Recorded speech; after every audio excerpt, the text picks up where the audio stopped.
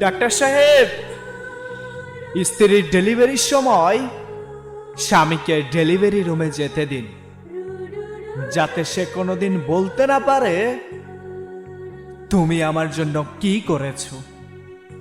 যখন সে স্ত্রীর প্রসব বেদনার যন্ত্রণাটা দেখতে পারবে, তখন সে বুঝতে পারবে তাকে বাবা ডাক শোনানোর জন্য একটা মেয়ে কতটা কষ্টের সম্মুখীন হয়েছে। যে স্ত্রী মৃত্যুর সাথে লড়াই করে তোমাকে বাবা ডাক শোনানোর জন্য এতটা কষ্ট সহ্য করে, তখন সেই স্ত্রীকে বুকে আগলে রেখে সারা জীবন ভালোবাসবে।